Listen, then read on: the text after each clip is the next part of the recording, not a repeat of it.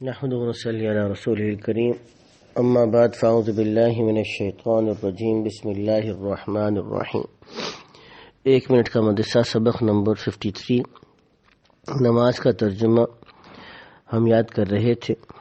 التحیات میں ہم پڑھتے ہیں التحیات للہ والصلوات والطیبات۔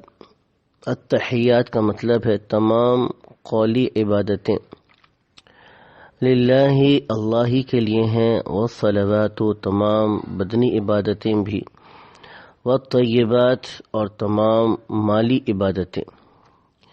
السلام علیکہ، سلام ہو آپ پر۔ نماز کی سنت ہے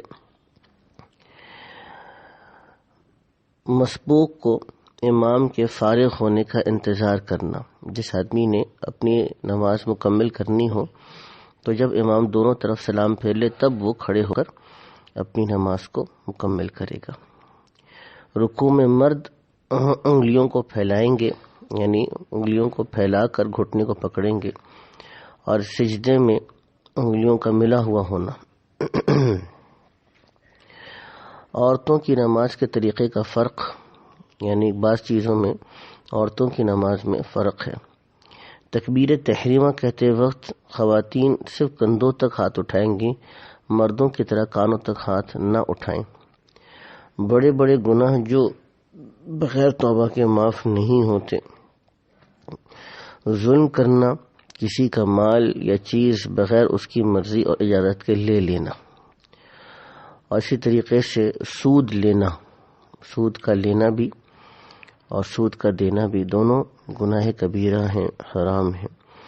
تو سود کی تفصیلات کو بھی علماء کرام سے بیٹھ کر سیکھ لینا چاہیے۔ موجودہ دور میں بینک ہے، بینکوں کا جو قدیم نظام چلا آ رہا ہے وہ سودی ہے۔ انشورنس کے بعد صورتوں میں سود نکل آتا ہے، پرائز بانڈ کے اندر بھی سود آ جاتا ہے۔ تو اللہ تعالیٰ ان چیزوں سے بچنے کی توفیق نصیب فرمائے۔ گناہوں کے نقصانات یہ ہیں کہ آدمی نیکیوں کی توفیق سے محروم ہو جاتا ہے۔ گناہوں کی نحوست سے آہستہ آہستہ نیک کام چھوٹ جاتے ہیں، زندگی گھٹتی ہے، وقت میں سے برکت نکل جاتی ہے، ایک گناہ دوسرے گناہ کا سبب بنتا ہے، یہاں تک کہ گناہوں کا عادی ہو جانے سے گناہوں کا چھوڑنا دشوار ہو جاتا ہے، یہاں تک کہ گناہ کی لذت بھی نہیں رہتی مگر عادت سے مجبور ہو کے گناہ کرتا ہے۔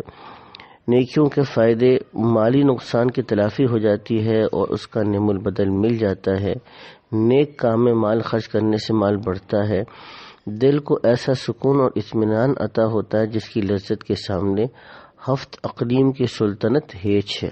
ہفت اقلیم کی مطلب یعنی 7 بر اعظم کی سلطنت بھی انسان کو مل جائے، حکومت مل جائے، تب بھی انسان کو اتنا مزہ نہیں آتا جو اطمینان اور سکون اللہ تعالیٰ ایک دیندار آدمی کو نصیب فرماتے ہیں۔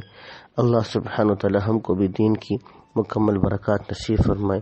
وآخر دعوانا الحمدللہ رب العالمین۔